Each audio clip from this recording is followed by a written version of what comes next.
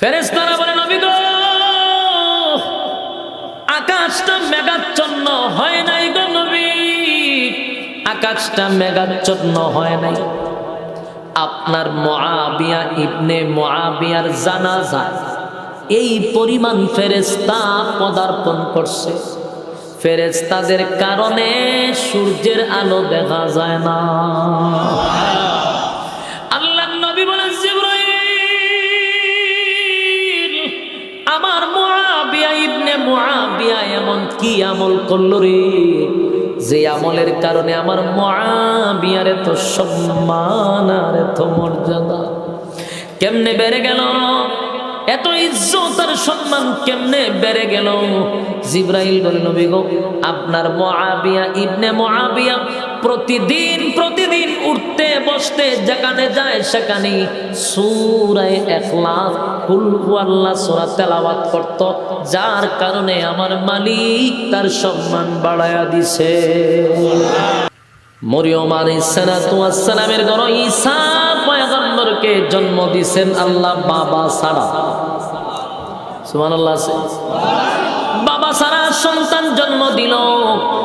যদি কোনো সময় এই সিস্টেমটা না হইতো, এদেশের নাস্তিকরা অনেক সময় বলতো যে বাপ আর মা ছাড়া তো আল্লাহ সন্তান জন্ম দিতে পারে না, কিন্তু আল্লাহ দেখায়া দিল বাবা ছাড়াও আমি চাইলে সন্তান দিতে পারি।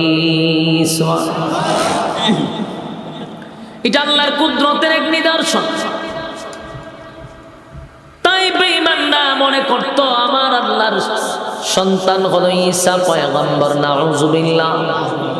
আল্লাহ জানায়া দেন লাম ইয়ালিদ ওয়া লাম ইউলাদ ওয়া লাম ইয়াকুল লাহু কুফুয়ান আহাদ। লাম ইয়ালিদ ওয়া লাম ইউলাদ। বেঈমানদের প্রশ্নের জবাবে আমার আল্লাহ বলেন, আমি আল্লাহ কারো কাছ থেকে জন্ম নেই নাই, আমি কাউকে জন্ম দেই নাই। তাদের আরেকটা প্রশ্ন হলো আপনার আল্লাহর ক্ষমতা কি পরিমাণ আছে সেটাও তো জানা দরকার। ক্ষমতা কি? আল্লাহ বলেন ওয়ালাম ইয়াকুল লাহু কুফুয়ান আহাদ। আল্লাহ বলেন আমার সমতুল্য কেউ নাই, কেউ নাই, কেউ নাই, কেউ নাই। বলুন আল্লাহর সমতুল্য কেউ আছে? বেঈমানরা কয় আপনার আল্লাহর শক্তি কি পরিমাণ আছে, আমাদের সঙ্গে যুদ্ধ করবনি। আল্লাহ ওয়ালাম ইয়াকুল লাহু কুফুয়ান আহাদ। আমার সমকক্ষ কেউ নাই, আমার সমকক্ষ কেউ নাই। যুবক ভাইরা আমার, বেঈমানদের প্রশ্নের জবাবে আমার আল্লাহ কিন্তু সূরা ইখলাস নাযিল করিয়া প্রত্যেকটা প্রশ্নের জবাব কিন্তু আমার আল্লাহ দিয়া দিছে। জবাব পাইছি নি?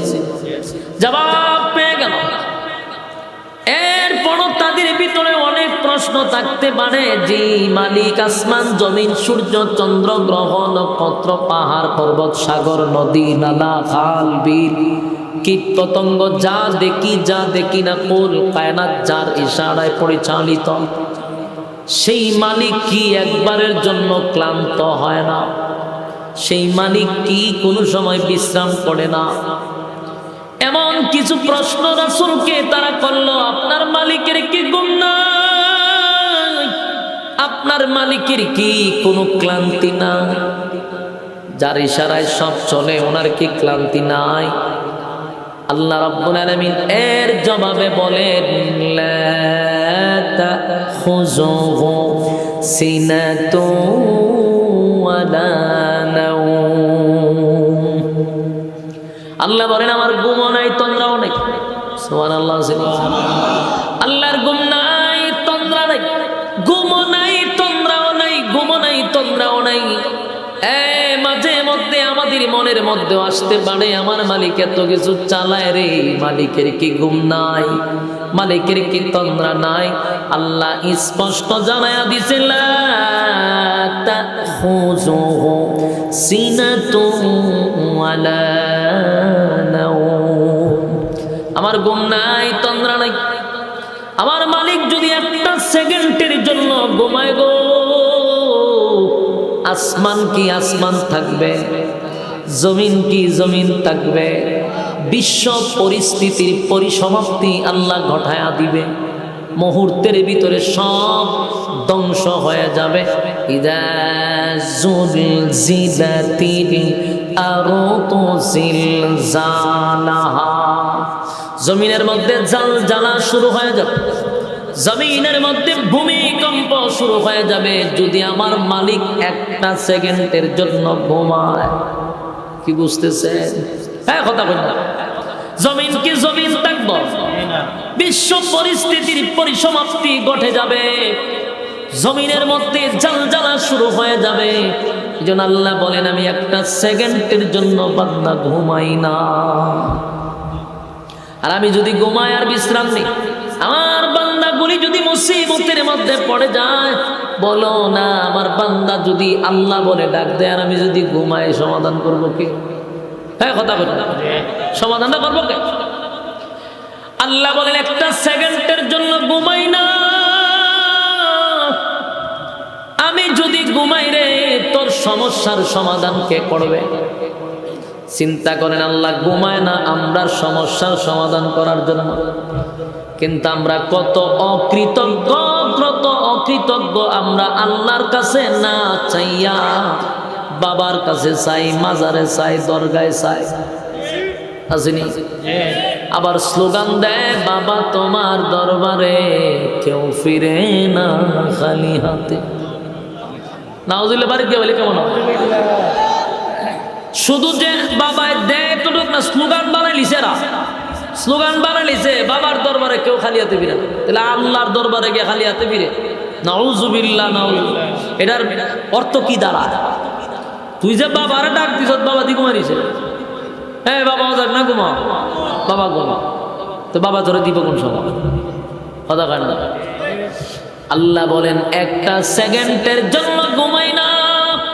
লা তাখুযুহু সিনাতুন ওয়ালা নাওম, আমি আল্লাহর ঘুম নাই, তন্দ্রা নাই। চাইবি তো আমার কাছে, সাজ গিয়া বাবার কাছে, ল্যাংটার কাছে, জড়ার কাছে, দরগার কাছে, মাজারে, বাজারে, গাজারে, সবখানে গিয়া চায়। সন্তান নাই তো চাইব কার কাছে? আরো জোরে, সন্তান নাই চাইব আল্লাহর কাছে। ব্যবসায় উন্নতি নাই, ব্যবসায় বরকত নাই, ব্যবসায় লস, চাইব কার কাছে? ব্যবসায় বরকত হয় না দীক্ষা, বাবার ছবি লাগাই তোর দোকান। এরকম দেখছেন নি? আমি দেখছি, আমি দেখছি। আমরা এলাকাটা প্রত্যেক দোকানে দোকানে বাবার ছবি লাগাই। মানে কেন লাগাইছে জিজ্ঞাসা, বরকত কিতাব। অথচ আল্লাহ রাসূল বলছেন, কোন ছবি থাকলে এই ঘরে ফেরেশতা আয় না। আর এরা কয় কিতাব, বরকত। দোকানে ব্যবসা নাই, চাইব কার কাছে? কিন্তু দোকানে ব্যবসায় বরকত হওয়ার জন্য বাবার ছবি লাগাইয়া দিল। তুই ছবি লাগাইয়া তো ফেরেশতা আসা বন্ধ করে দিছ, তোর বরকত হইব কেমনে? এই জন্য চাইব আল্লাহর কাছে।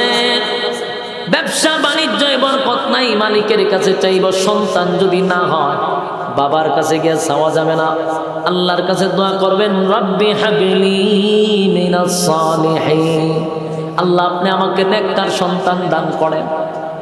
ইব্রাহিম খলিলুল্লাহ ৮০-৯০ বছরে যদি সন্তান পাইতে পারে, সেই আল্লাহ এখনো আসেনি। যে আল্লাহ ৮০ বছরে সন্তান দিছে, আপনি আমারে দেওয়া সম্ভব নেই, তাহলে চাইতে হইব কার কাছে? ইব্রাহিম খলিলুল্লাহ দোয়া করছে, রব্বি হাবলি মিনাস সালিহিন, আল্লাহ আপনি আমাকে নেককার সন্তান দেন, নেককার সন্তান দেন। তাই আমরাও চাইব আল্লাহর কাছে, মালিক আমাদেরকে নেককার সন্তান দেন। কোন পীর বাবার কাছে সন্তান চাওয়া যাবে না। চাইলেন তো আল্লাহর দরজা আপনার জন্য বন্ধ হয়ে গেল। কোন মানুষ যদি পীরের কাছে, বাজারে বাজারে চায়, মানুষের কাছে চায়, আল্লাহ কয় এর জন্য দরজা বন্ধ। কথা বুঝতেছেন? তুই যখন মানুষের কাছে, তা আমার কাছে আর দরকার নেই, দরজা বন্ধ হয়ে গেছে। যুবক ভাইরা আমার, রব্বি কারীম বলেন 24টা ঘন্টার একটা সেকেন্ড আমি ঘুমাই না। আমার বান্দা কোন সময় কোন মুসিবতে পড়বে আমার কাছে সাহায্য চাবে, আমার ঘুমও নাই, তন্দ্রাও নাই। ইউনুস আলাইহিস সালাতু ওয়াস সালাম মাছের পেটের ভিতরে ছিল। আল্লাহ বাঁচাইছেন কথা হয় না? ইউনুস নবী কোন ফিরের কাছে সাহায্য চাইছে? এই মাতুন নদী, ইউনুস আলাইহিস সালাতু ওয়াস সালাম মাছের পেটের ভিতরে গেছে। মাছে যদি কারে গিলে ফেলে ওই মানুষটাকে আর বাঁচে? সাপে খাইলে বাঁচে, বাঘে খাইলে বাঁচে না, বাঁচার কোনো সুযোগ নেই।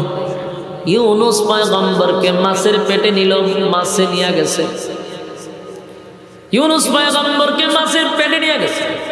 ওই মাছের পেটের ভিতরে বৈশা বৈশা ইউনুস নবী পড়তেছে লা ইলাহা ইল্লা আনতাস সুবহানাকা ইন্নী কুনতু মিনাজ জালিমিন। লা ইলাহা ইল্লা আনতাস সুবহানাকা ইন্নী কুনতু মিনাজ জালিমিন।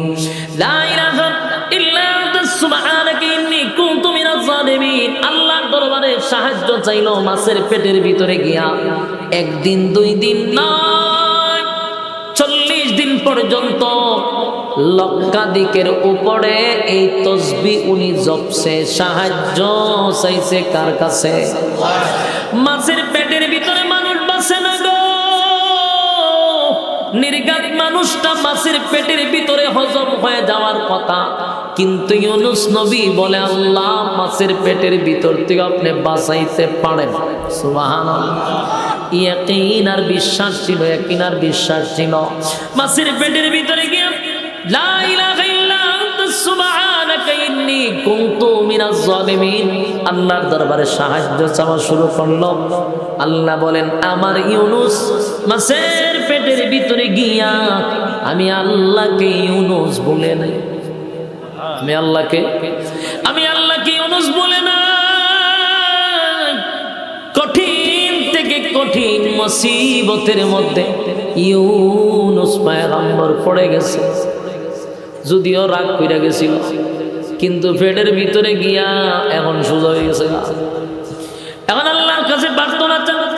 একদিন দুই দিন নয়, 40 দিন পর্যন্ত এক খতম আদায় করছে। খতম আদায় করার পরে আল্লাহ বলেন ইউনুস আমারে বলে নাই, আমি ইউনুসরে বলি নাই। মাছের পেটের ভিতরে জিবরাইলকে আল্লাহ পাঠায়া দিছে, জিবরাইল পাঠায়া দিছে। আল্লাহ ডাক দিয়া বলেন ফাস্তাজাবনা লাহু ওয়া নাজ্জাইনাহু মিনাল গাম ওয়া কাযালিকা নুজিল মুমিনিন। ইউনুস পয়গম্বরকে রব্বে কারীম সমুদ্র থেকে বাঁচাইলেন। 40 দিন পরে মাছ বমি করে তারপরে বাই করেছে, বমি করে বাই করেছে। ইউনুস নবীরে বাঁচানোর পর আল্লাহ কি বলছে? ওয়া কাযালিকা নুজিল মুমিনিন। শুধু ইউনুস পয়গম্বরকে বাঁচাইছি এমনটা না, কিয়ামত পর্যন্ত যত মুমিন বিপদে পড়ে আমি আল্লাহর শরণাপন্ন হবে তাদেরকেও আমি সাহায্য করব। সুবহান আল্লাহ যেখানে ওয়াদা দিছে, আল্লাহ যেখানে ওয়াদা দিছে ওয়া কাযালিকা নুজিল মুমিনিন, আল্লাহ যেখানে আমাদেরকে ওয়াদা দিছে তোমরা বিপদে পড়ে আমি আল্লাহর শরণাপন্ন হলে আমি তোমাদেরকে উদ্ধার করব, সেখানে বাবার কাছে যাওয়ার কোনো দরকার আছে? হ্যাঁ মাতুন নদী, বাবার কাছে যাওয়ার কোনো দরকার নেই। চাইব কার কাছে? এই জন্য আল্লাহর ক্ষমতা আছে না নাই? এই জন্য আল্লাহ বলেন লাম ইয়ালিদ ওয়া লাম ইউলাদ ওয়া লাম ইয়াকুল লাহু কুফুয়ান আহাদ। আল্লাহ বলেন আমার সমকক্ষ আর কেউ নাই। আল্লাহর সমকক্ষ আছে কেউ? ওয়া লাম ইয়াকুল লাহু কুফুয়ান আহাদ, আমার সমতুল্য আর কেউ নাই, আমার সমকক্ষ কেউ নাই। এই কথাগুলির জবাব আমার মালিক সূরা ইখলাস নাজিল করে জানায়া দিছে। সুবহানাল্লাহ। তাহলে এই সূরার শানে নজুল আমরা শিখলাম, ঠিক না? সরল তরজমা শিখলাম। এখন আমরা এই সূরার ফজিলত সম্পর্কে 2-4টা কথা শুনবো। রাজি আছি? আল্লাহর নবী বলেন, তা'দিলু সূরাতুল ইখলাস সুলুসুল কুরআন। সূরা ইখলাস হলো কোরআনের 3 ভাগের 1 ভাগ। সুবহানাল্লাহ। সূরা ইখলাস কুল হুয়াল্লাহ সূরা 3 বার পড়লে 1 খতমের সওয়াব আল্লাহ আমলনামায় দিয়া দেয়। সুবহানাল্লাহ তো কইছেন ঠিক। এমন লোক এখানে বসা কয়েক বছরও 3 বার একসাথে পড়ছে না, আসেনি রে ভাই? যে কয়েক বছরও 3 বার একসাথে পড়ছে না। আজকে পড়ার দরকার আসেনি? তাহলে আমার সাথে পড়েন, কুল হুয়াল্লাহু আহাদ আল্লাহুস সামাদ লাম ইয়ালিদ ওয়া লাম ইউলাদ ওয়া লাম ইয়াকুল লাহু কুফুয়ান আহাদ। পড়ছেন সবাই? যারা পড়ছেন প্রত্যেকের আমল নামায় 10 পারার সওয়াব আল্লাহ লিখে দিয়েছে। আরেকবার পড়েন, কুল হুয়াল্লাহু আহাদ আল্লাহুস সামাদ লাম ইয়ালিদ ওয়া লাম ইয়াকুল লাহু কুফুয়ান আহাদ। এই মুহূর্তে যারা পড়ছেন 20 পারার সওয়াব আমলনামায় লিখে দিয়েছে। আরেকবার বলেন, কুল হুয়াল্লাহু আহাদ আল্লাহুস সামাদ লাম ইয়ালিদ ওয়া লাম ইউলাদ ওয়া লাম ইয়াকুল লাহু কুফুয়ান আহাদ। এই যুবক ভাইরা, মুরব্বি বাবারা, পর্দার আড়ালে আমার মা বোনেরা যারা আমার সঙ্গে পড়ছেন, আল্লাহর কসম এই মুহূর্তে যারা পড়ছেন প্রত্যেকের আমল নামায় 1টা খতমের সওয়াব আল্লাহ লিখে দিয়েছে। জোরে কোন সুবহান। আজকের মাহফিলে আসার কারণে আপনাদের লস না লাভ? কারণ এখানে যতগুলা মুসল্লি আছে প্রত্যেকটা মুসল্লি 1টা খতম কোরআনের সওয়াব নিয়ে বাড়িতে যাবে।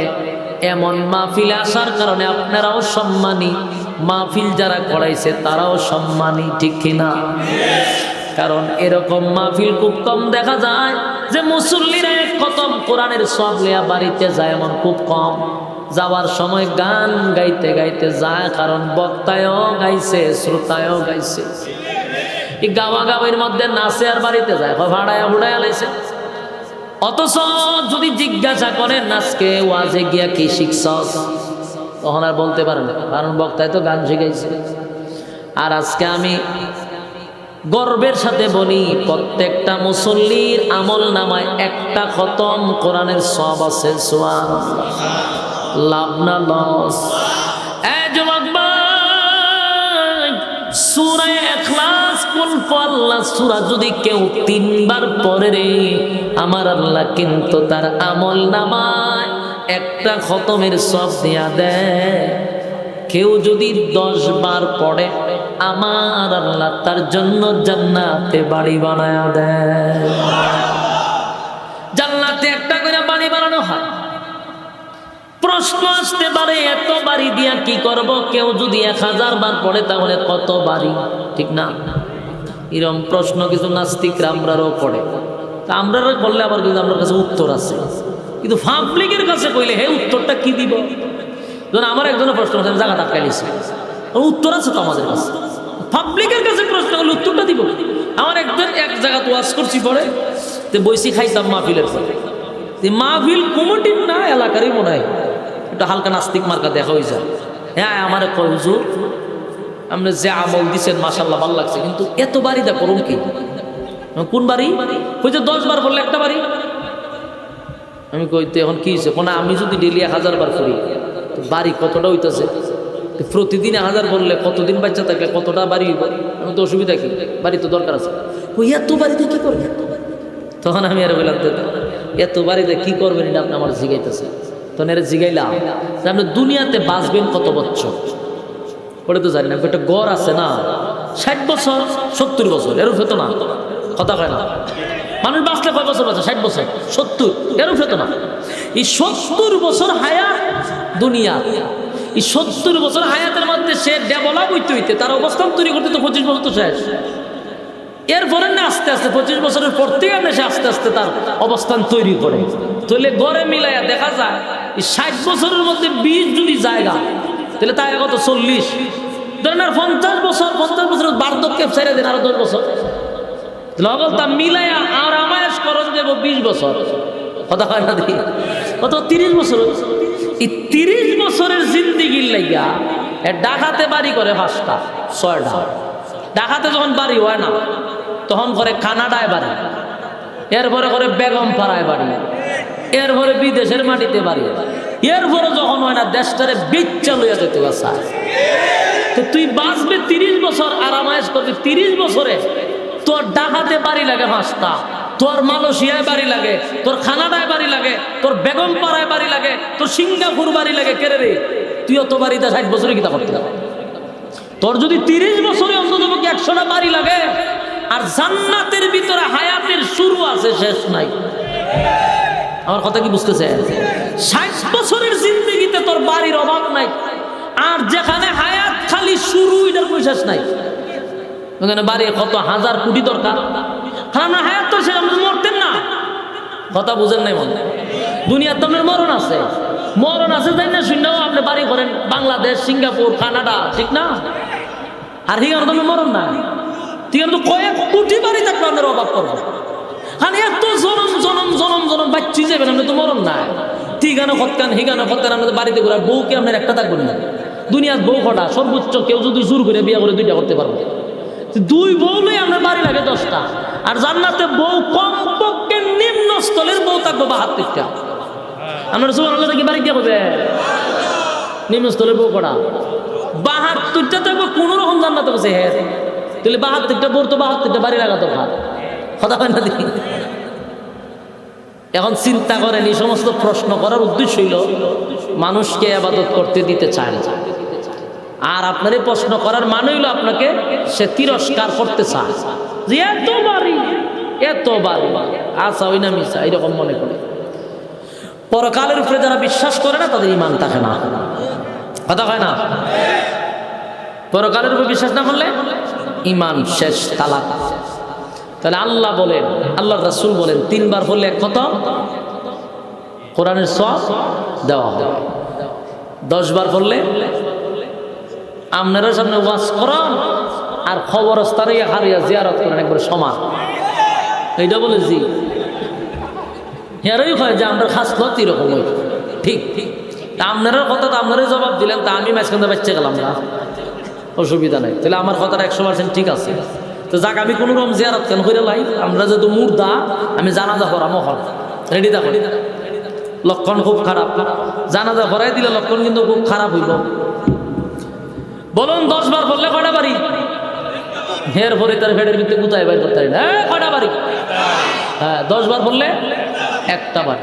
এখন প্রতিদিন যদি আপনি 100 বার পড়েন 10টা, প্রতিদিন 100 বার সূরা ইখলাস পড়লে 10টা করে বাড়ি আল্লাহ জান্নাতে বানায় দিবে।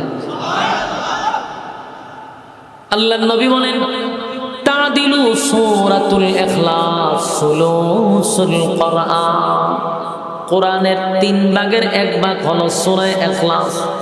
কেউ যদি সূরা ইখলাস 3 বার পড়ে আল্লাহ খতমের সওয়াব দেয়, কেউ 10 বার পড়লে জান্নাতে বাড়ি বানায়া দেয়, কেউ যদি 100 বার ইখলাসের নিয়তে আল্লাহকে খুশি করার জন্য প্রতিদিন 100 বার পড়ে, আল্লাহ বলেন জান্নাত তার জন্য ওয়াজিব। জান্নাত দিয়ে দিব নিয়মিত যদি কেউ পড়ে। এবার আসুন, প্রতিদিন পড়লে লাভ কি হয় আরো শুনেন, ফজিলত আরো আছে। সূরা ইখলাস মানে কুল হুয়াল্লাহ যদি প্রতিদিন প্রতিদিন প্রতিদিন নিয়মিত 100-র উপরে পড়তেই থাকে, আল্লাহর নবী বলেন তার ইজ্জত, তার সম্মান আল্লাহ বাড়ায়া দেয়। দুনিয়াতে আপনার ইজ্জত বাড়ায়া দেয়, সম্মান দুনিয়াতেই বাড়ায়া দেয়। আল্লাহ ইজ্জত আর সম্মান বাড়ায়া দিব রে, আমি তোমার ইজ্জত আর সম্মান বাড়ায়া দিব। আল্লাহর হাবিব রাহমাতুল লিল আলামিন যুদ্ধের ময়দানে যুদ্ধের জন্য নবী প্রস্তুতি নিচ্ছিল। হঠাৎ করে জিবরাইল এসে বলে, নবী গো, আপনার সাহাবী মুআবিয়া ইবনে মুআবিয়া দুনিয়া থেকে বিদায় হয়ে গেছে, আপনি তার জানাজার মধ্যে শরীক হতে হবে। আল্লাহর নবী বলেন, জিবরাইল আমি কই মুআবিয়া ইবনে মুআবিয়া কোথায়? মুআবিয়া ইবনে মুআবিয়া তো আমার কাছ থেকে প্রায় 150 থেকে 200 কিলোমিটার দূরত্ব হবে। আমি কই মুআবিয়া কই? আমার কাছ থেকে 200 কিলোমিটার দূরে। আমি যদি এখন রওনা দেই তাহলে 1 দিন 2 দিন লাগবে শুধু আমার মুআবিয়ার কাছে যাইতে। আমি কেমনে রে মুআবিয়ার জানাজায় শরীক হব? জিবরাইল বলেন, নবী গো, আল্লাহর পক্ষ থেকে অর্ডার, মুআবিয়ার জানাজায় আপনি শরীক হবেন, এটা আমার আল্লাহর ঘোষণা। আল্লাহর নবী বলেন, জিবরাইল রে, আমি তো আমার মুআবিয়ার জানাজায় শরীক হতে চাই, কিন্তু আমি এখান থেকে 200 কিলোমিটার দূরত্ব কেমনে পাড়ি দিব? জিবরাইল বলেন, হাবিব চিন্তার কোনো কারণ নাই গো, আপনি শুধু জানাজার জন্য প্রস্তুতি নেন, আপনি শুধু জানাজার জন্য প্রস্তুতি নেন। আল্লাহর পয়গম্বর জানাজার জন্য প্রস্তুতি নিলেন। এর ভিতরে নবী তাকায়া দেখে মুআবিয়া ইবনে মুআবিয়ার লাশ নবীর সামনে দেখা যায়। একটা জবান বন্ধ রাখবেন না, জোরে কর আল্লাহু আকবার। আরো জোরে কর আল্লাহু আকবার। ঈমানের আওয়াজ দিয়ে বলেন আল্লাহু আকবার। 150-200 কিলোমিটার দূরত্ব, মুআবিয়া ইবনে মুআবিয়ার লাশ। কিন্তু আল্লাহর নবী বলেন, আমি তাকায়া দেখি আমার সামনে মুআবিয়ার লাশ দেখা যায়। নবীজি জানাজা পড়ায়া দিলেন, জানাজার মধ্যে শরীক হয়ে গেল, পয়গম্বর জানাজা কমপ্লিট হয়ে গেল। কিন্তু জানাজা কমপ্লিট, নবী তাকায়া দেখে রে আকাশটা যেন মেঘাচ্ছন্ন হয়ে গেছে, আকাশটা কালো হয়ে গেছে, মেঘাচ্ছন্ন হয়ে গেছে। নবীজি ডাক দিয়া বলে, জিবরাইল এখন না জানাজা পড়লাম, এখন না দেখলাম প্রচন্ড রুদ্র, প্রচন্ড রুদ্র, আকাশটা কেন মেঘাচ্ছন্ন হয়ে গেল? সূর্যের আলো কেন বন্ধ হয়ে গেল?